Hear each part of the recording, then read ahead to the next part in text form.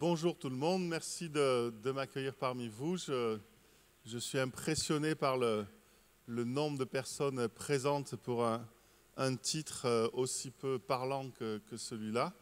Et donc je vais essayer pendant une petite heure de justifier ce titre qui a en fait vous proposer tout simplement de considérer des résultats récents ou moins récents de recherche à propos des apprentissages pour essayer de comprendre cette espèce de paradoxe qui est que les enfants apprennent énormément en grandissant dans les sociétés sans école comme dans les sociétés avec école. Et pourtant, dans les sociétés avec école, il se passe quelque chose de spécial au niveau des apprentissages qui fait qu'à l'école, on ne fait pas que grandir, on fait plus que grandir et c'est de ça dont je voudrais parler avec vous. Donc la présentation va suivre le plan que je vous présente. D'abord, essayer de présenter quelques résultats sur des connaissances à propos des processus d'apprentissage.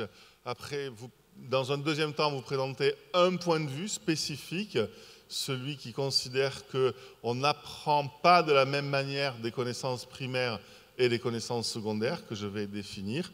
Et à partir de ce point de vue, essayer de vous présenter un angle d'attaque, une façon de voir les fonctions de l'école. Qu'est-ce que l'école permet aux élèves que grandir ne leur permet pas. Et dans un dernier temps, j'essaierai de ce point de vue-là de mettre en avant certaines spécificités de l'école maternelle pour les apprentissages, vu comme quelque chose qu'on fait et qui est plus que grandir. Et ça m'amènera à la conclusion. Donc les apprentissages, je crois qu'il y a une définition assez consensuelle aujourd'hui qui dit apprendre, c'est changer, tout simplement. Et c'est changer de façon relativement permanente. Si j'apprends quelque chose et 10 minutes après je l'ai oublié, ce n'est pas un apprentissage. Et cet apprentissage concerne des connaissances et des comportements. C'est un point de vue très simple qui est de dire parfois les apprentissages, ces changements, ils s'observent. On voit la personne qui ne fait plus de la même manière. Ça, c'est des comportements. Mais on admet que, bien entendu, parfois, la personne change et ça ne s'observe pas dans les comportements. Donc, il y a beaucoup plus que les comportements qui changent quand on apprend. Et ce beaucoup plus, ce sont des connaissances. C'est ce que je viens d'expliquer. Cette capacité d'apprentissage, elle a deux caractéristiques essentielles chez les organismes vivants et en particulier chez les animaux. C'est ils correspondent essentiellement à une capacité d'adaptation des individus à leur environnement et que chez l'espèce humaine en tout cas, il est impressionnant de constater à quel point les registres sur lesquels nous nous adaptons sont nombreux. On apprend sur les sensations, on apprend des émotions, on apprend des souvenirs, on apprend énormément de choses. Les registres d'apprentissage sont extrêmement divers. Une autre chose qui fait consensus aujourd'hui, c'est que les apprentissages adaptatifs dont je viens de vous parler sont essentiellement soutenus par des mécanismes d'apprentissage qui sont implicites. C'est-à-dire que quand une personne apprend en s'adaptant à son environnement, pour l'essentiel, cet apprentissage est non conscient. La personne, quand elle s'adapte à son environnement, n'est pas consciente qu'elle est en train d'apprendre, et elle n'est pas non plus consciente de ce qu'elle a appris. Par exemple, la reconnaissance de visage, c'est quelque chose qui n'est pas inné, c'est quelque chose qui est acquis. Vous avez appris ça au cours des premières semaines et des premiers mois de votre vie, vous avez continué à apprendre ça tout au long de votre vie, sans jamais avoir été conscient que vous étiez en train d'apprendre à reconnaître des visages. Et aujourd'hui, vous êtes extrêmement performant dans la reconnaissance de visages, souvent beaucoup plus performant que le meilleur des logiciels au monde en reconnaissance de visage. Et pourtant, si je vous demandais comment est-ce que vous y prenez pour reconnaître un visage, la plupart d'entre vous seraient incapables de répondre à la question. C'est donc une connaissance, la reconnaissance de visage, qui est implicite, qui échappe à notre conscience, mais on peut être extrêmement important sur ce registre implicite des connaissances. Et une caractéristique de l'espèce humaine, bien peu d'autres espèces animales ont ça, c'est notre capacité à réaliser des apprentissages non adaptatifs. Nous sommes capables, nous les humains, d'apprendre des connaissances qui ne servent à rien. Et ça, c'est unique. Cette capacité à apprendre quelque chose qui n'est pas utile au moment où on l'apprend. Peut-être qu'elle va me servir plus tard, j'en sais rien. Mais cette capacité à apprendre en dépassant ma capacité d'adaptation, c'est sans doute assez unique dans le règne animal. Il y a manifestement quelques autres grands singes qui sont capables de réaliser ça, quelques autres mammifères sociaux, mais dans des proportions bien modestes par rapport à notre immense capacité à apprendre des connaissances qui ont une faible valeur adaptative. Et pour l'essentiel, ces apprentissages non adaptatifs, ils sont explicites. Explicites dans un sens très simple, c'est au moment où j'apprends, je sais que je suis en train d'apprendre. Et quand j'ai appris quelque chose, je suis capable de parler de ce dont j'ai appris. C'est juste dans ce sens-là que j'utilise le mot explicite. Je sais que je suis en train d'apprendre et je sais parler de ce dont j'ai appris. Alors voilà un exemple d'apprentissage implicite. On enregistre des bébés qui pleurent ou qui crient à 3 jours et on enregistre des bébés en Allemagne, des bébés en France.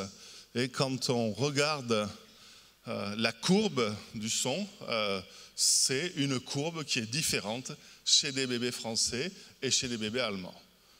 Le bain sonore dans lequel le fœtus, notamment sur les dernières semaines avant la naissance, le bain sonore est évidemment un bain culturel. Et ce bain culturel nous permet un apprentissage par adaptation.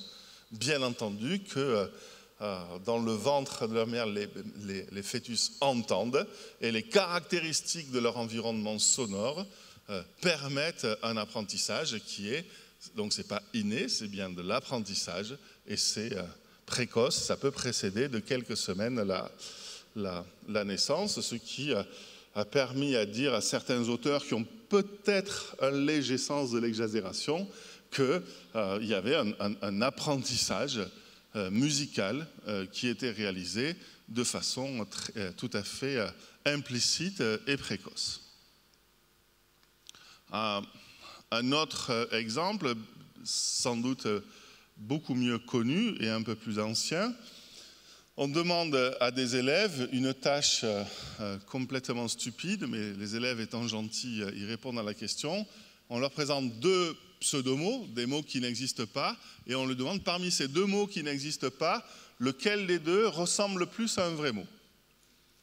Donc les collègues ont constitué des paires de mots comme ça, comme recevez, racevez, on leur dit à l'oral, et chaque paire de mots est constituée de mots qui ont les mêmes lettres, le même nombre de syllabes, donc ils ont beaucoup de caractéristiques communes. La seule chose qui change, c'est que chaque fois dans la paire de mots, un des 2 mots a comme première syllabe quelque chose qui a le statut de préfixe dans la langue française, alors que l'autre a comme première syllabe quelque chose qui n'a pas le statut de préfixe dans la langue française. Vous voyez un petit peu la manip, donc on leur donne 12 paires de mots. Le pseudomot préfixé, parfois il est premier, parfois il est en deuxième, et les élèves doivent dire, celui-là, je trouve qu'il ressemble le plus à un vrai mot. Il y en a ce résultat impressionnant qui est que dès la grande section de maternelle, en moyenne, 8 fois sur 12, ils préfèrent le pseudomot préfixé au pseudomot non préfixé. Ils ont repéré des régularités dans l'organisation lexicale de la langue et ce repérage est évidemment tout à fait implicite. Et ils vont entendre parler de façon explicite des préfixes bien des années plus tard, n'empêche que, de façon implicite, sans savoir ce qu'ils ont appris, sans savoir qu'ils étaient en train d'apprendre, ils ont bien repéré des régularités dans l'organisation lexicale de la langue française. C'est ça, les apprentissages implicites. Ce que je voudrais vous montrer maintenant, c'est que ces apprentissages, j'ai pris 2 exemples chez des enfants très jeunes. En fait, ces apprentissages implicites et ces apprentissages par adaptation concernent toute notre vie. Je vais prendre 2 exemples. Ce premier exemple concerne, comme le deuxième d'ailleurs, des radiologues, c'est-à-dire des personnes qui soit sont en train d'apprendre le métier de radiologue, soit pratiquent déjà le métier de radiologue. Et on leur a proposé une tâche de reconnaissance.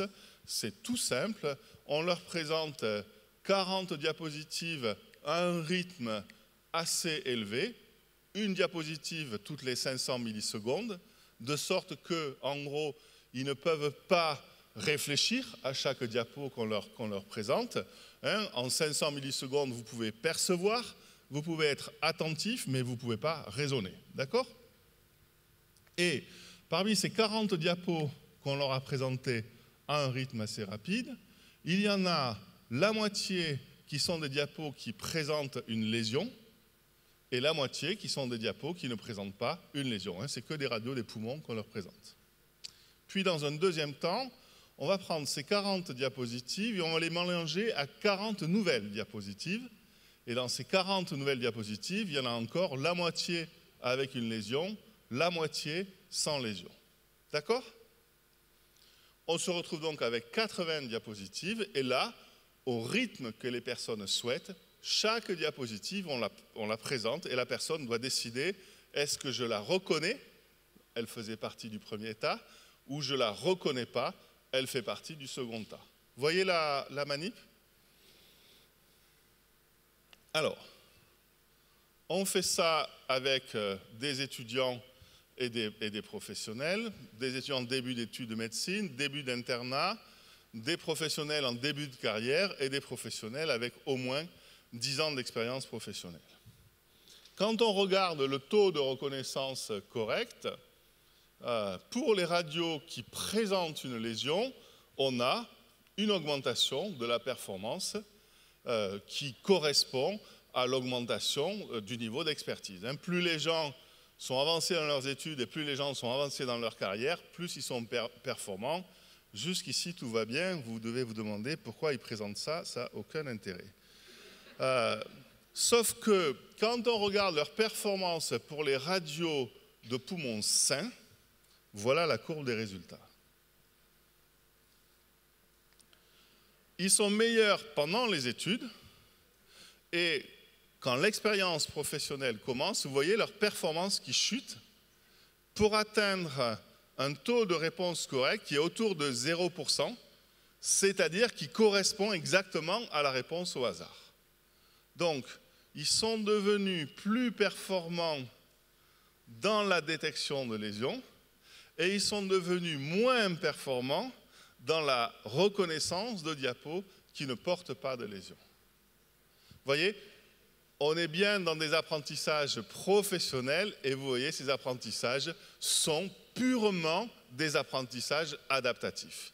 Ils ont appris à faire attention à ce qui est important professionnellement et ce qui est non important professionnellement, ils l'ont éliminé. Si ça, ce n'est pas de l'adaptation, c'est de la pure adaptation. Vous voyez, donc les apprentissages adaptatifs, ils ne disparaissent pas. Ils sont toujours là, présents, par exemple dans les apprentissages professionnels. Vous voyez que les radiologues ne sont pas devenus plus performants dans le domaine de la perception, dans le domaine de l'attention. Ils sont devenus plus performants dans le domaine de la reconnaissance ou de l'identification de lésions. Alors juste dans une expérience contrôle, avec les mêmes participants, on a fait la tâche avec de la reconnaissance de visage. Vous vous souvenez, je l'ai dit tout à l'heure, la reconnaissance de visage, c'est une des choses qu'on apprend très précocement. Et là, vous voyez que pour la reconnaissance de visage, il n'y a aucun effet du niveau d'expertise. Ils sont tous, les 4, au même niveau. Et ça a donné lieu à un apprentissage implicite. OK ? Donc, je suis en train de nuancer un petit peu le propos. Vous voyez, il y a un apprentissage implicite très précoce, adaptatif, qui donne cette performance. Et puis, vous avez un apprentissage qui, lui, a commencé à être réalisé de façon explicite au cours des études, qui a été entretenu par la pratique professionnelle. Et pourtant, cet apprentissage long, pénible, qui demande beaucoup d'efforts, c'est aussi un apprentissage adaptatif. Ça va, je suis en train de dessiner un petit peu un tableau de ce que sont les apprentissages, adaptatifs ou non adaptatifs, précoces ou tardifs, voire professionnels. Certains pouvant être poussés à un très haut niveau. Mais moi, je n'arrête pas d'être impressionné de comment les gars et les filles qui sont là, après 10 ans d'études et 10 ans d'expérience professionnelle, ils ne sont pas meilleurs qu'en reconnaissance de visage.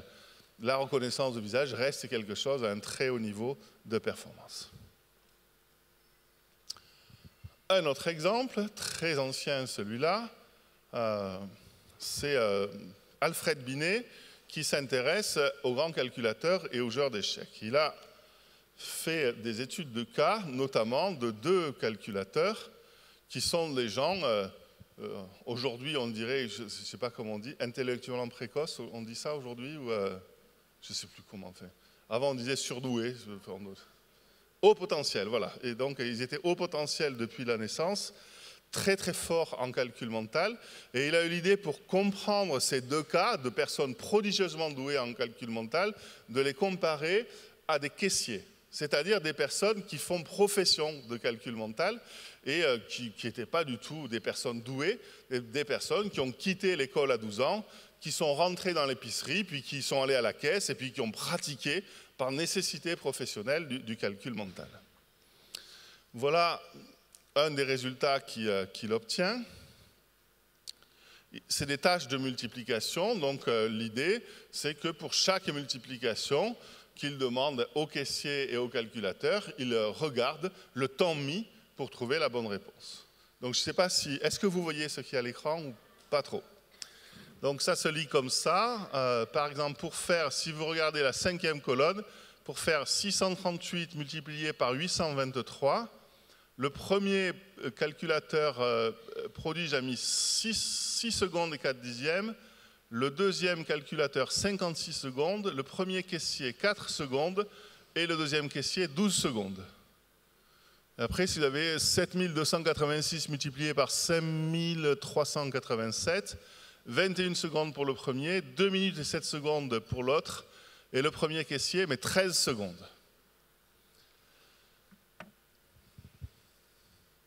Ce résultat, obtenu en 1894, Binet lui-même ne l'a pas compris, et quand vous regardez les commentaires de ce tableau, vous voyez qu'il n'a pas chopé le résultat extraordinaire qu'il était en train de... En fait, ce tableau de résultats, il a été possible à comprendre à la fin des années 1980. Dans les travaux dans le domaine de l'expertise, qui est que la performance de haut niveau, le meilleur prédicteur de la performance de haut niveau, c'est la pratique quotidienne. N'importe qui est capable d'atteindre des performances de haut niveau dans n'importe quel domaine, si ce domaine correspond à une pratique intensive, quotidienne, pendant au moins 10 ans. Et d'ailleurs, les 3 caissiers qui ont participé à l'expérience, tous ont dit à Binet, il nous a fallu attendre 10 ans pour être au niveau où on en est aujourd'hui. On dit ça ou on dit 10 000 heures.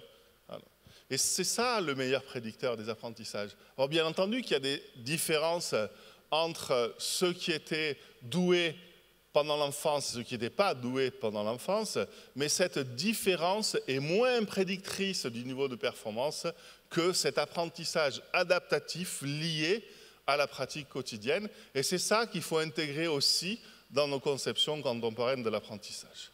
Et enfin, un dernier résultat, je reviens à des radiologues. On a proposé à des étudiants en radiologie, donc interne, début d'internat ou fin d'internat, à des radiologues expérimentés ou à des radiologues experts, c'est-à-dire reconnus par leurs pairs comme étant les meilleurs. C'est une expérience qui a lieu à Toulouse. Et on a proposé à ces gens-là de réaliser une tâche de diagnostic particulièrement difficile. Le radio des poumons qu'on leur présentait, il y avait 2 lésions et une lésion qui était très visible et qui correspondait à un diagnostic très fréquent, et une deuxième lésion plus difficile à voir et qui venait invalider le premier diagnostic et qui correspondait à un diagnostic très rare. Donc on a proposé ça à ces 4 groupes de personnes et voilà la courbe de résultats qu'on obtient. Il y a bien une augmentation de la performance pendant les études, mais les radiologues expérimentés, qui dans cette expérience avaient en moyenne 10 ans d'études et 7 ans d'expérience professionnelle, sont moins performants que les radiologues experts. J'ai oublié de vous dire, les radiologues experts, ceux qui sont reconnus par leurs pairs comme étant sont essentiellement des hospitalo-universitaires. Les radiologues de ce groupe sont essentiellement des radiologues de ville. Voilà la différence de niveau de performance. Vous voyez la chute qu'il y a après les études. Pour un cas complètement atypique, extrêmement difficile. Et quand on observe le comportement des individus, l'activité des individus, on comprend très facilement. Les radiologues de ce groupe-là ont fait le diagnostic en 2 ou 3 secondes. Les radiologues de ce groupe-là ont mis plusieurs minutes pour faire le diagnostic. Quand on a demandé aux radiologues de verbaliser leur raisonnement, de nous donner avec des mots le raisonnement diagnostic qu'ils avaient fait, ce groupe-là a été juste capable de verbaliser quelque chose du genre « c'était facile ». Les radiologues de ce groupe-là ont un raisonnement qui est très facile à reconnaître, c'est « a priori, je pense que c'est le diagnostic A ». S'il existait une information qui puisse infirmer mon premier diagnostic, quelle serait-elle? Ils vont rechercher à réfuter leur diagnostic initial. Je voudrais attirer votre attention sur ce dernier point sur les apprentissages. Vous voyez, ces 2 groupes de professionnels, ce n'est pas le même apprentissage qu'ils ont réalisé. Le premier groupe a réalisé un apprentissage professionnel à base d'automatisme. Ils ont appris à faire vite et bien leur métier. Parce que l'essentiel de ce qu'ils voient, ce sont des cas faciles. Et ils en voient beaucoup. Et ils font tourner la boutique aussi. Les autres ont appris un autre métier. Ils ont construit une expertise qui est beaucoup plus à base de réflexion, de raisonnement. Ils ont des internes dans leur service, ils ont des externes. Il va falloir qu'ils expliquent à leurs jeunes collègues comment ça marche. Il va falloir qu'ils explicitent leur mode de pensée et leur mode de raisonnement. C'est ce dernier point que je voulais vraiment vous présenter, c'est ils ont appris les 2 groupes en s'adaptant, les uns plutôt à de la radiologie de ville, les autres plutôt à l'exercice du métier en contexte hospitalo-universitaire, et en s'adaptant à des environnements différents, ce sont bien des connaissances différentes qu'ils ont apprises, ce sont bien des apprentissages différents qu'ils ont appris. Les apprentissages, c'est tout cela.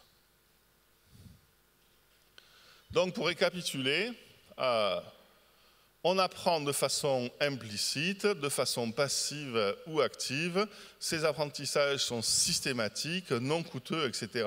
Mais ils ne permettent que d'apprendre en s'adaptant. Et ces apprentissages adaptatifs ont lieu tout au cours de leur vie. Et il suffit de modifier des aspects de l'environnement, on modifie les apprentissages qui sont réalisés. Maintenant, je voulais vous présenter une nuance, une remise en cause de tout ce que je viens de vous présenter qui correspond à la vision largement majoritaire qu'on a aujourd'hui des apprentissages pour les personnes qui s'intéressent aux apprentissages. Selon cette perspective, les humains sont capables de réaliser 2 grandes catégories d'apprentissage. Les premiers sont adaptatifs, ce que j'ai évoqué au tout début de mon intervention. Les deuxièmes ne sont pas adaptatifs, ils visent essentiellement la préparation d'une vie future, la construction d'un individu tel que je serai dans quelques années. Et c'est un collègue américain qui a remarqué que nos apprentissages adaptatifs fonctionnent extrêmement bien avec les connaissances que Homo sapiens utilise depuis les débuts d'Homo sapiens, comme la reconnaissance de visage, le langage oral, etc. Par contre, les apprentissages de connaissances qui seront utiles plus tard, qui n'ont pas une utilité immédiate, correspondent souvent, pas toujours, mais souvent, à des connaissances secondaires, c'est-à-dire apparues récemment dans l'espèce humaine, comme les mathématiques, la langue écrite. L'idée, toute simple, c'est que en 200, vous savez que maintenant on dit 300 000 ans, d'évolution d'Homo sapiens, notre cerveau a eu le temps d'évoluer pour que par simple adaptation à notre environnement, on puisse apprendre à parler, on puisse apprendre à reconnaître des visages. Mais pour des connaissances qui viennent d'apparaître, comme les mathématiques ou le langage écrit, notre cerveau n'a pas eu le temps d'évoluer pour qu'une simple adaptation à l'environnement permette un apprentissage.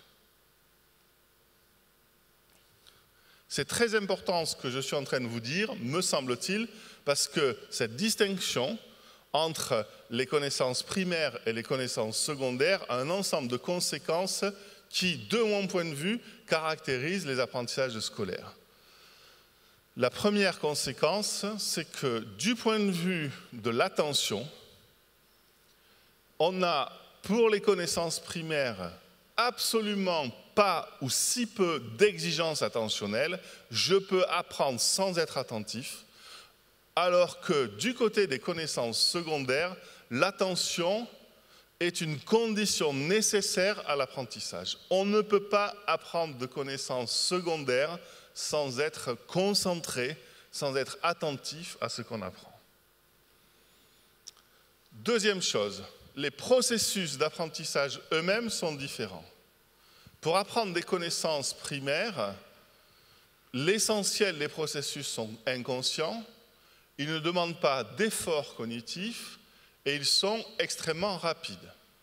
Je vous donne un exemple d'une étude atroce qui a eu lieu dans mon laboratoire récemment. On propose à des individus de regarder 4 visages qu'on a choisis pour eux. Ces visages, on les a photoshopés juste avant l'expérience, de sorte que les 4 visages ont systématiquement les yeux rapprochés. Les participants à l'expérience prennent 1 minute pour prendre connaissance des visages, puis on cache ces visages et on leur présente 2 nouveaux visages. L'un des 2 a les yeux rapprochés, l'autre les yeux écartés. Et on demande à la personne, lequel des 2 visages tu trouves le plus beau? Lequel des 2 te plaît le plus? Eh bien, il désigne celui avec les yeux rapprochés. Si on réplique l'expérience avec les mêmes 4 visages, mais présentés avec les yeux écartés, les personnes vont préférer le visage avec les yeux écartés. Donc un jugement de beauté peut être modifié, c'est-à-dire on peut apprendre à quelqu'un à son insu, parce que là les individus ne sont absolument pas conscients de ce qui est en train de se passer, ils ont été manipulés. En 1 minute, cet apprentissage est possible. Vous imaginez si l'accord du participe passé avec l'auxiliaire avoir, si on pouvait l'apprendre en 1 minute. Vous voyez la différence temporelle entre les deux? Les apprentissages de connaissances secondaires sont incommensurablement plus lents, nécessitent beaucoup plus d'efforts et sont conscients.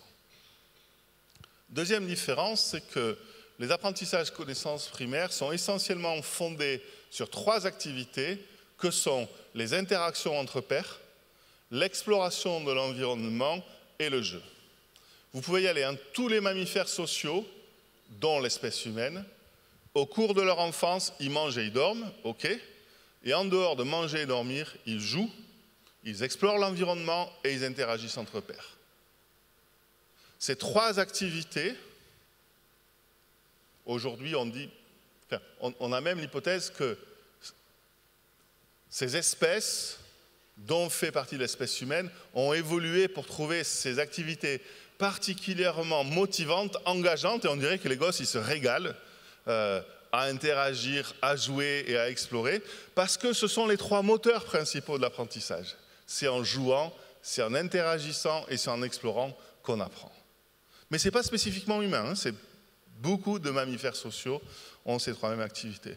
Alors que du côté des connaissances secondaires, apprendre des connaissances qui n'ont pas une utilité immédiate, des connaissances qui viennent d'apparaître dans l'espèce humaine, ben en gros, soit on a besoin d'un enseignant, soit on a besoin d'une passion personnelle, de quelque chose qui vous plaît tellement que vous y consacrez plusieurs heures par jour. Je ne sais pas, vous aimez le jeu des échecs, vous allez consacrer plusieurs heures par jour à jouer aux échecs et vous allez progresser dans le jeu des échecs. Ou alors par nécessité professionnelle, c'est ce que j'ai essayé de montrer tout à l'heure, avec les radiologues ou avec les caissiers, qui, ça a beau être une connaissance secondaire, en pratiquant tous les jours, on apprend énormément dans les apprentissages. Ça va cette idée ? Je crois, pour dire vite, que ce qu'on appelle pédagogie nouvelle depuis le Moyen-Âge à peu près, ben, c'est l'idée qu'on peut essayer de faire rentrer dans les situations de classe les moteurs naturels des apprentissages, que sont les interactions entre pairs, l'exploration et le jeu.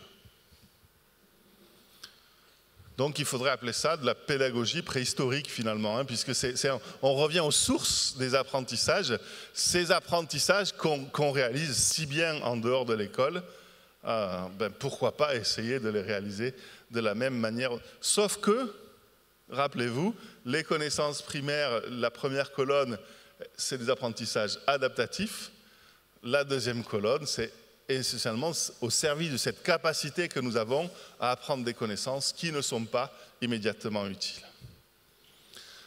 Bon, ça a une autre conséquence, ça, c'est que la motivation joue à peu près aucun rôle dans l'apprentissage de connaissances primaires, alors qu'on a énormément besoin de motivation du côté des connaissances secondaires, parfois même d'une motivation extrinsèque. On a besoin d'être soutenu par nos parents, par nos enseignants, dans notre motivation qui, dans telle ou telle discipline, peut parfois être défaillante.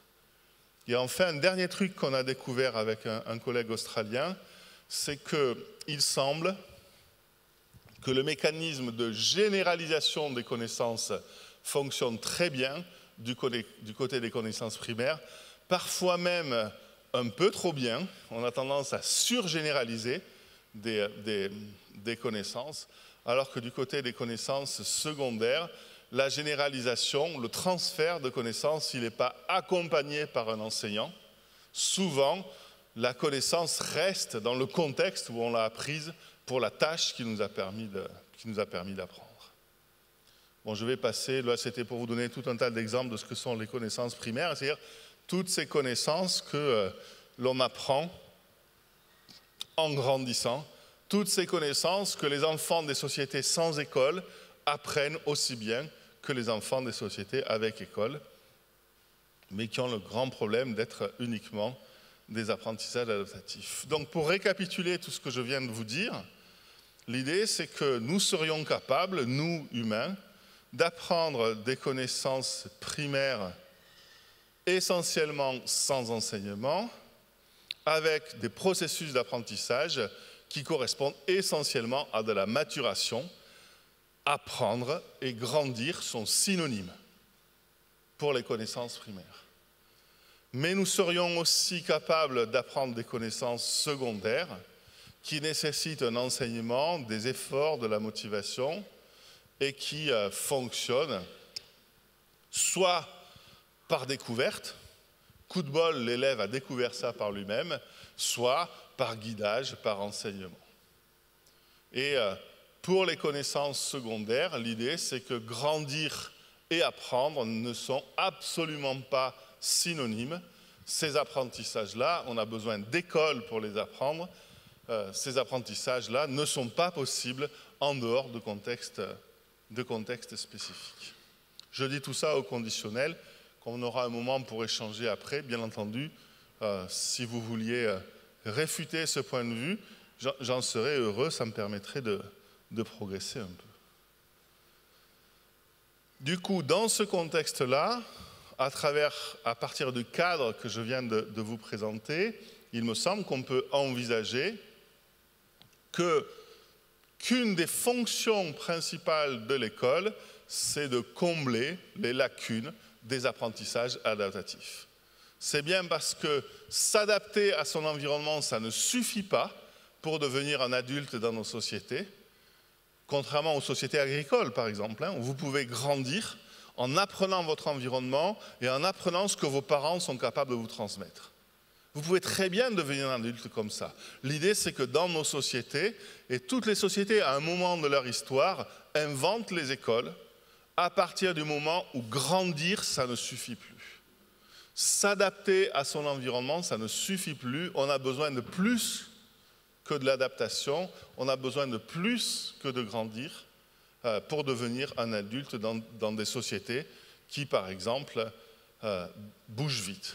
Donc l'idée, c'est que la plupart des sociétés qui sont fondées sur l'ouverture culturelle, la découverte scientifique et l'innovation technologique sont des sociétés qui, qui ont un registre de connaissances qui est largement inflationniste.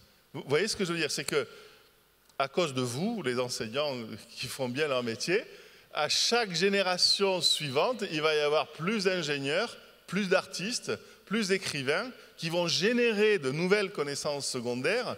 Et à la génération suivante, il y aura encore plus besoin d'écoles. Parce que le fossé entre les connaissances primaires et les connaissances secondaires va devenir de plus en plus grand. Et donc, malgré toutes les sottises qu'on entend sur le numérique et tout ça en ce moment, l'école, elle est plus nécessaire que jamais, mais pas par volonté politique, c'est par conséquence de ce mécanisme purement inflationniste qui est que plus on a d'écoles, plus on a de savants, et plus on a de savants, plus on a d'écoles. Parce que le fossé n'arrête pas de se creuser. Ou pour le dire autrement, mon père qui a arrêté l'école en 5e dans les années 40, c'était possible à cette époque-là d'avoir une vie familiale, professionnelle, économique, en ayant un niveau scolaire 5e. C'était tout à fait possible. Aujourd'hui, 60 ans après, sortir de l'école avec un niveau 5e vous pénalise au niveau professionnel, c'est évident, mais vous pénalise au niveau social, vous pénalise même au niveau affectif. C'est le prix à payer est plus grand à chaque génération. Et ça, c'est l'effet de l'école et de l'accroissement des connaissances secondaires. Donc je crois, contrairement à ce que beaucoup racontent en ce moment, qu'on aura besoin de plus d'écoles et d'une école plus efficace qui apprend à plus d'enfants plus vite.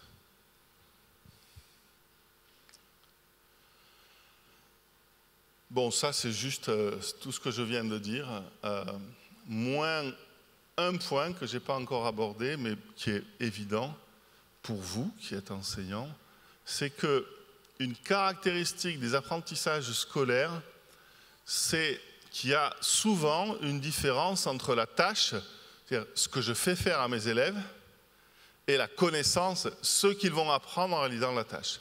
Je ne sais pas si vous avez remarqué, mais dans les apprentissages adaptatifs, je fais ce que j'apprends et j'apprends ce que je fais. C'est la même chose dans la vie de tous les jours, dans les apprentissages professionnels.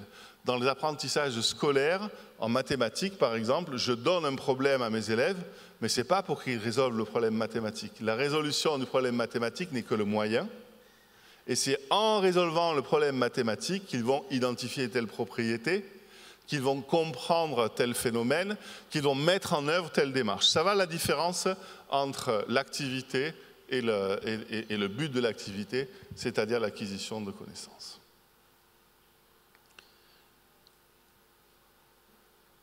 Une autre chose sur laquelle je voudrais insister, c'est que dans les conceptions qu'on a aujourd'hui de l'apprentissage, on a en gros de plus en plus l'idée que parler des apprentissages comme d'une activité générale, ça ne suffit pas. Qu'il y a des processus d'apprentissage qui sont différents entre eux. Je vais juste donner un exemple.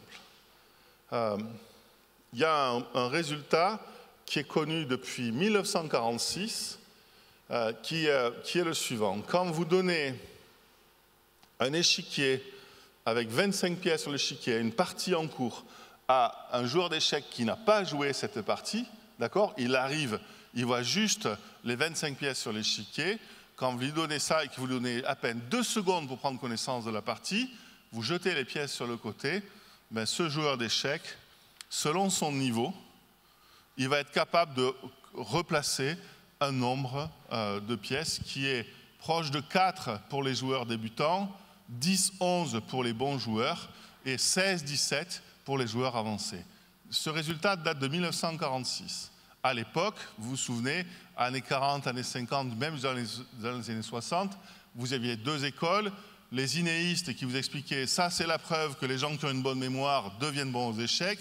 Les constructivistes vous expliquaient ça, c'est la preuve qu'en jouant aux échecs, on développe une capacité générale de mémoire. Et donc en 1973, 2 chercheurs ont dit mais on va mettre tout le monde d'accord et ils ont proposé de répliquer l'expérience, mais les 25 pièces, toujours pareil, 2 secondes, sauf que les 25 pièces, elles sont posées de façon aléatoire sur l'échiquier. Et voilà la performance. Il n'y a aucune différence entre les joueurs. Ça maintenant on le sait, hein. Jouer aux échecs, ça sert à apprendre quelque chose de très important, c'est jouer aux échecs. Mais ça ne sert à rien d'autre, c'est un apprentissage spécifique, le jeu des échecs. Et tout simplement, pendant longtemps, on avait cru que cette courbe rouge, c'était un phénomène de mémoire. Pas du tout, c'est un phénomène de compréhension. C'est parce qu'ils comprennent la partie qu'ils sont capables de reposer les pièces.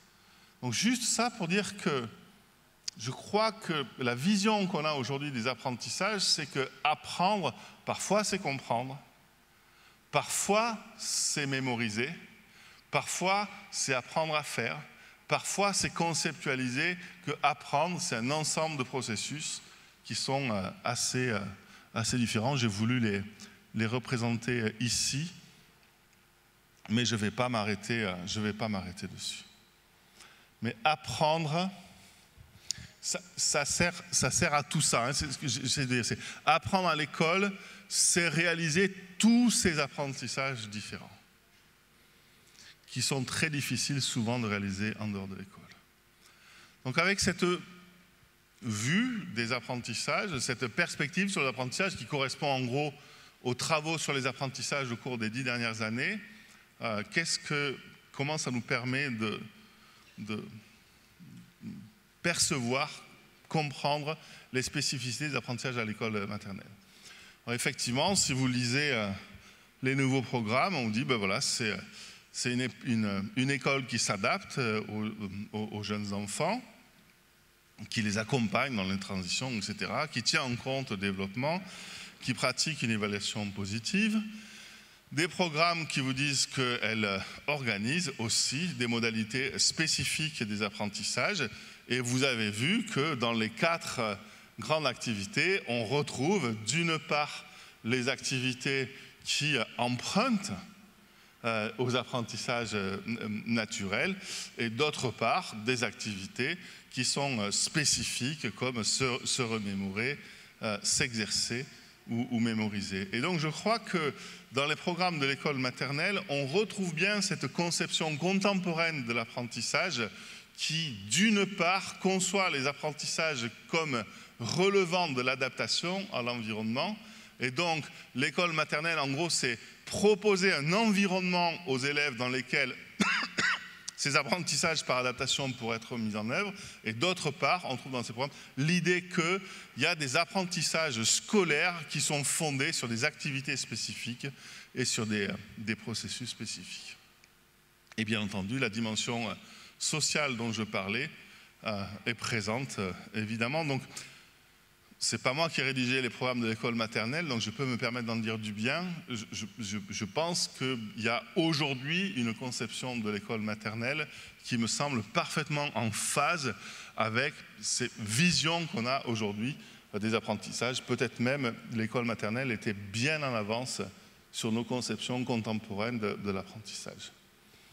Alors ce qui est intéressant, parce que des collègues à Angers ont réalisé cette étude, c'est de dire quelle est la différence entre des activités qui sont présentées, qui sont réalisées par une assistante maternelle, donc en dehors de l'école, et des activités qui sont proposées en école maternelle. Donc ce qu'ont fait les collègues, ils ont filmé des assistantes maternelles avec des élèves qui auraient eu théoriquement, qui étaient en âge d'être à l'école maternelle, et essayer de comprendre les différences. Ils ont transcrit ces activités, et on voit, je ne sais pas si vous connaissez ces travaux, des activités qui sont proposées par ces assistantes maternelles. Ici, c'est une lecture d'histoire qui sont extrêmement intéressantes et étayées.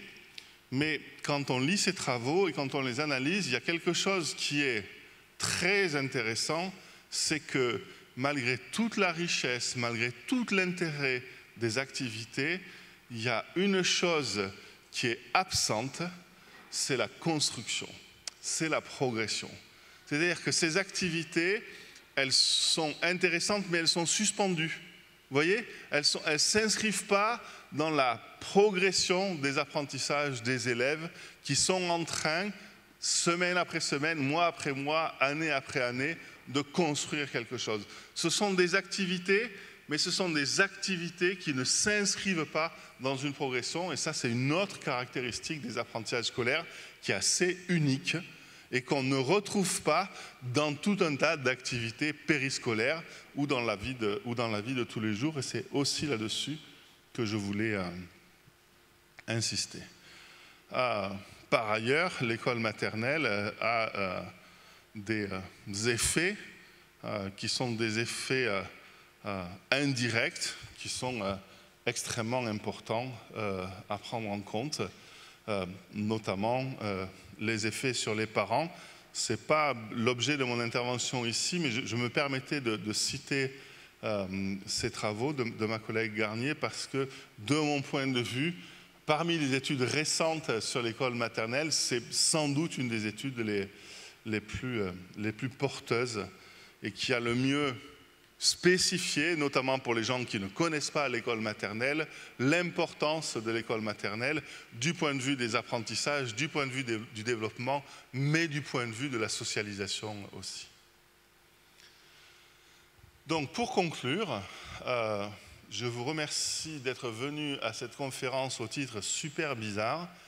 Et ce que j'ai essayé de vous montrer, c'est que peut-être que dans notre système éducatif, l'école maternelle tient une place singulière. C'est l'école où on apprend et on grandit. Avant de rentrer à l'école maternelle, on est juste en train de grandir. À l'école maternelle, on commence à faire les deux. Et parfois, après l'école maternelle, quand on va rentrer à l'école élémentaire, puis on va rentrer dans le second degré, peut-être que les apprentissages, à certains moments, prennent le dessus et on n'est plus tellement en train de grandir. Je ne sais pas, il y a quelque chose, je ne sais pas si vous y êtes sensible, moi mais j'ai des enfants qui sont grands maintenant, quand je vois avec les copains, puis bien entendu des études qui ont été faites sur le sujet, vous avez aujourd'hui, si vous prenez, je ne sais pas, des élèves en première ou terminale S, beaucoup de gens qui ont énormément de connaissances, c'est des jeunes gens qui ont un niveau que nous, on n'avait pas à leur époque, notamment en maths, c'est prodigieux la quantité de connaissances qu'ils ont, mais est-ce qu'ils ont grandi, par exemple, dans leurs compétences sociales? Comparer les compétences sociales d'un élève de maternelle et d'un élève de terminale S, je suis très sérieuse. La capacité à réfléchir à soi. Qu'est-ce que je fais sur cette terre? Quelle est ma place? Qu'est-ce que j'ai envie de construire à l'avenir? Il y a beaucoup d'élèves, je ne sais pas si vous savez, le système d'enseignement supérieur français, actuellement, on a un jeune sur deux qui échoue en première année. C'est des gens dans le système éducatif français, ils vont faire un choix d'orientation après le bac essentiellement guidé par leur niveau. Si je suis bon, je vais en prépa. Si je ne suis pas bon, je vais à la fac. Mais pour construire quoi? Pour construire quel individu? Beaucoup ils ont 17 ans, ils ont 18 ans, ils n'ont pas grandi là-dessus. Ils sont extrêmement savants, mais comme humains, est-ce qu'ils ont tellement grandi? J'en suis pas du tout sûr. Vous imaginez, penser la vie, penser mon avenir, juste en fonction des notes que j'ai en terminale, au lieu de me poser la question, est-ce que j'ai envie d'être heureux, par exemple? C'est de ce point de vue, c'est pour ça que je suis très sérieux hein, quand je dis, je ne suis pas sûr qu'on grandisse. Ouais.